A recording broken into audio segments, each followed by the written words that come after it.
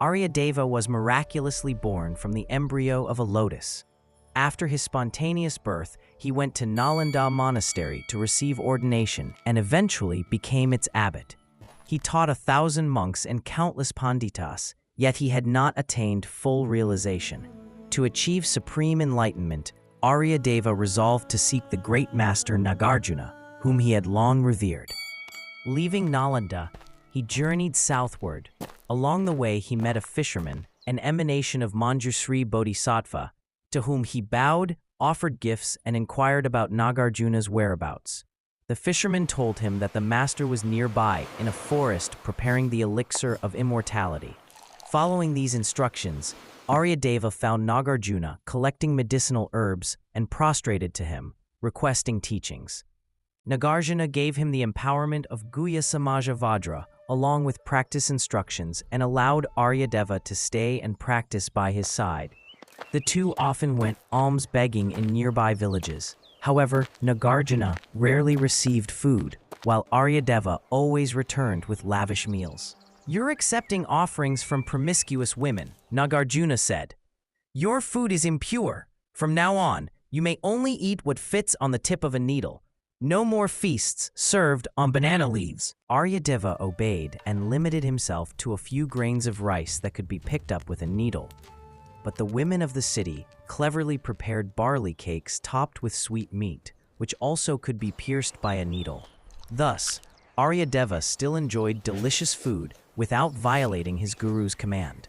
He brought the food back to Nāgārjuna, who devoured it eagerly.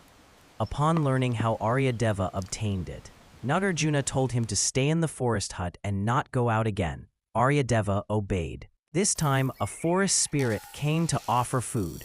During their conversation, she forgot to cover her radiant and beautiful body. Aryadeva offered the food to his master and described the spirit's appearance. Nāgārjuna went to the tree where she resided and called her out. She peeked out but refused to show herself fully.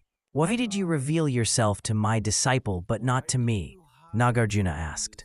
The spirit replied, "Your disciple is completely free of lust. You, however, still retain a trace." It was then that Nāgārjuna named him Aryadeva, Noble Deva. When the elixir of immortality was finally completed, Nāgārjuna tasted a few drops and offered the bowl to Aryadeva. Aryadeva threw the entire bowl onto a tree, which immediately sprouted new leaves. "You've wasted my elixir," Nāgārjuna exclaimed. "Now you must repay me." Aryadeva urinated into a bucket, stirred it with a twig, and handed it to his master. Nāgārjuna examined it and said, "Too much." Aryadeva then poured half of the elixir onto another tree, which instantly blossomed. Seeing this, Nāgārjuna said, "Now you know you have reached complete realization. You need not remain in samsara any longer."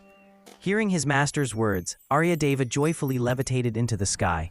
At that moment, a woman, who had been following him for days, appeared and prostrated to him. "What do you want? Why have you been following me?" Aryadeva asked. She replied, "I need one of your eyes." "I've been following you because I must obtain one of your eyes." Aryadeva plucked out his right eye and gave it to her. From then on, he became known as the one-eyed Aryadeva. Because he followed his guru's instructions perfectly, Aryadeva eliminated all internal defilements. Upon hearing that he had attained liberation, he immediately realized it and ascended into the sky, rising as high as 7 palm trees. From then on, he floated in the sky, teaching Dharma to beings, bringing them to maturity and liberation. Finally, he offered a full-body prostration in mid-air to his master, hands in prayer, upside down. Celestial beings showered flowers upon him, and he vanished into the sky. The thread running through this story is Aryadeva's humility. A bodhisattva born from a lotus naturally possesses all siddhis and does not require worldly or Buddhist teachings to realize their innate Buddhahood. Aryadeva pouring the elixir on a tree symbolizes his realization, yet he was unaware of it. Not knowing the nature of one's own realization is itself a sign of spiritual maturity. As Varupa once sang in his Vajra song, "One who calls himself a student of the Buddha is not a good student." In the non-dual awareness, not even a moment of dualistic thought about oneself arises. Progress on the path implies the dissolution of ego identification and questions born from it, like who am I, or have I attained enlightenment? There is no longer a notion of attainment, no separate liberation, enlightenment, or Buddha. Thus, Aryadeva needed a guru to confirm that he was already awakened.